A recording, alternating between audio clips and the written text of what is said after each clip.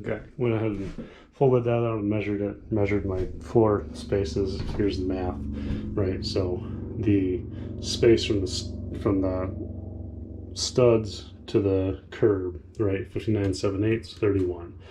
I'm calling a half inch for the wall, an eighth inch for floating it out. Might be a little more, but it'll be close enough. Um, so these are the reduced dimensions. So once the wall boards are in place, oh, we don't need to account for the wall boards because we're putting the floor under the wall. Stupid. So I'll have to go back through the maths. Well, I need to add that 5/8 back in. all this for, geez, you stupid. Okay. Well, let's think. Yeah, we still want the drain centered, even though there'll be a wall underneath. Got a lot more math to do. I gotta think about what I want to do on the edge, because by the time we tile, we're going to be up pretty far, and I don't want to see past tile to the backer. And I don't like these glass tiles don't have a bull nose to do the edging with. And then I got to think too about the edging on the niche. So Curdy makes edging, right? It goes in place and gives you a nice lip. So once the board's up here, edging would go up against it and give us a nice finish for this area. So maybe once the board's up, we'll see how much that difference is, and look into buying some of that stuff, because we'd want one along this wall, we'd want one here, then the door trim can butt up against it, just so that it matches the other side, and then do it around the niches. Something in like a chromey, silver, shiny sort of thing would probably look really good. Oh, but she has the bronze for the fixtures, so maybe they make a bronze one. It'll just match. Yeah, we'll figure it out. Either way, I think that we do the best we can centering the floor, because there's a couple different ways to do this stuff, and it's funny because you see guys that do this for a living, and they'll talk about how you don't have to do, like, you can do the walls or the floor as long as it's waterproof. You don't have to do one before the other. But if we look at, like, if here's the floor, like the shower pan we bought, that foam floor, then what do we want this edge to look like? Like, yeah, it's going to be waterproof, but like I want it like this. I want the wall against the floor so that if water comes down, it has to go horizontal to get through. If for some reason it doesn't waterproof, right? Because if you have, here's my floor butted up against my wall and it's not waterproof, now it's got a straight shot down. It doesn't even have the option to go the other, it's just going to go down. And it's the same thing with the tile. Like, if I have it like this and then I do my floor tile because I did my walls first, you're going to end up with the same shape. You're going to end up with a wall tile, floor tile butted against it, and any moisture is going to go in that grout and then be on the bottom of your membrane and have to go out. Whereas if you do your floor, like here's floor tile and then here's my wall tile, well, when that comes down, what's the water going to do? Is it going to want to go through the grout and hit your waterproofing, or is it just going to drain out? So it's, I seem to, every situation, I want the floor, right, with the wall on top, wall boards on top, and it all gets waterproofed. And then do your floor tile and then wall tile. So you kind of have like, yeah, stuff wants to go that way as opposed to doing wall, floor, wall tile, floor tile, or see how it initially wants to go down.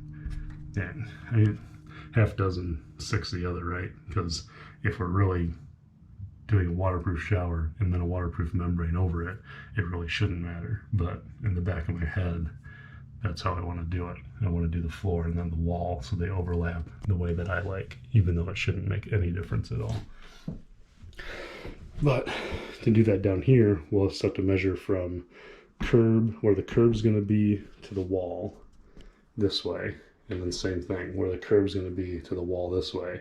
We'll add a half an inch for our material, and this one maybe we'll tack on an extra eighth. Oh, on both we'll add a half an inch plus an eighth for floating it out. That should be close enough, and then we'll see where our drain is centered. That'll be important to see how it's going to interact with that beam. So once we know where the drain's going to be roughly, we could put the drain in place and then cut. Well, yeah, we'll want to put the drain in place. I think what I'll do is cut one of these boards, cut the drain hole in it as a reference that I can lift up and down and like work on stuff, set it down, see if I'm close, pick it back up. So yeah, next step, we're gonna trim that curdy pan.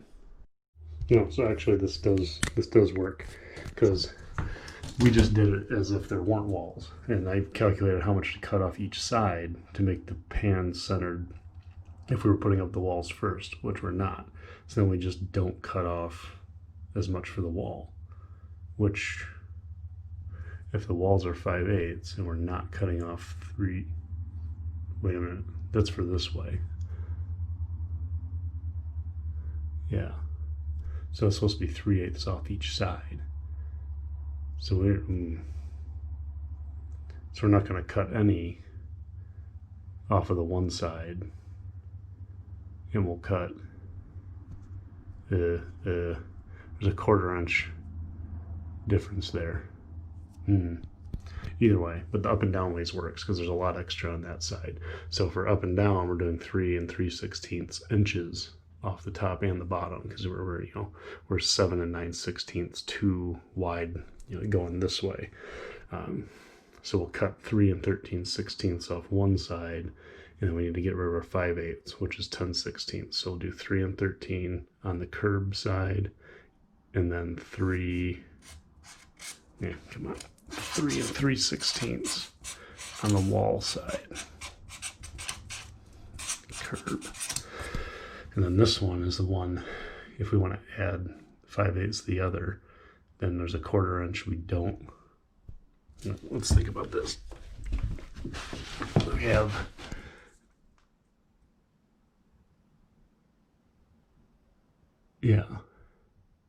so it won't be perfectly centered because if we're doing it underneath the wall, we should still be able to. No, because we need to pull 3/8 off each side, but there's 5/8 for the wall. So we only need to cut 1/8 of an inch off the whole piece, right? Because we're going from 59 7/8, 59 15/16, and 1/16, and 1/8. We can do that one from scratch. So we have whole wall length is 59 7/8. And the whole piece is 59 15/16. So really 59 15/16 minus 59 7/8, which is 14/16. So yeah, it's only a 1/16 of an inch needs to come off of that board, which I think we got a 1/16 of an inch wiggle room here anyway. So let's get this out of the way, set it down in here, and see if we're crazy or not. Okay, so this way, too wide. Obviously, we knew that. Looking here, if we butt that in like that, we got a bit of a gap. I think up there it's a little tight. And the question is, do I want to trim the floor to make sure the tile fits, or do I want to just shave 1/8 of an inch off that to make sure there's enough here that tile slides down when we install it? So, well, look how big the gap is up here. I don't have the floor cut straight. So I think that we don't trim the pan this way at all. And then once it's in place, we can use it to square up this floor, cut that end a little more to match the gap down here. So when we slide that bigger tile in with its thin set behind it, it's going to fill that gap. We'll just run a bead of caulk and be good to go until we replace the actual floor. Yeah, I'm happy with that. So now we just need to pull 3 13/16 off of this side and 3 3/16 off of that side of this. I'd really like to use the table saw to do it, but it's in the back of the trailer over by the woods. So I actually had in the kit a little cutout template for the subfloor. So I cut the one side of the floor. I just ended up using a razor blade because I don't want to get the table saw out. So I cut the wall side of it, the 3 3/16, set it up against the wall, traced where the drain's going to go, and then, put this guy on it. So I think what we'll do we'll just cut it out, right? Because that's where the drain's going to go. But looking at where that stud is, I think our drain's going to be right on that joist. I think that joist is right about where my big toe is. We're going to have to notch it. But hopefully we won't have to notch it too far, because this guy, right, I mean, it's going to be sitting up in the floor a little bit. It's got that angled part. We'll see. We'll get a hole in there. And we'll figure out what it's going to be like. Okay, so there it is. Yeah, I don't know. I think what we need to do is I marked the other board, so I'm going to cut the hole for the other board, and then I'm going to trim the other side of the pan so that it sits flat in here instead of up on this tile, and then we'll set this in place and just see how much it touches by. But I have a feeling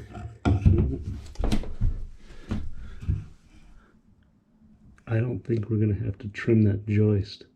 I think this is going to end up, well, if we do, it's just going to be really, really minimal. But we certainly don't have to have drain pieces in there. This exterior can butt right up against the wood and it'll be fine. Okay, so here's everything sandwiched together, and you can see that, you know, right here, it's centered enough, right? But it doesn't have a lot of wiggle room. Once that's down in there, it's going to fit pretty tight on that cutout. So we are going to want to cut. We're going to notch that a little bit, just enough to make sure this sits flush once everything's installed. So notched it just a little bit. It sits in, and it's dead nuts in the middle. Yeah, that'll work.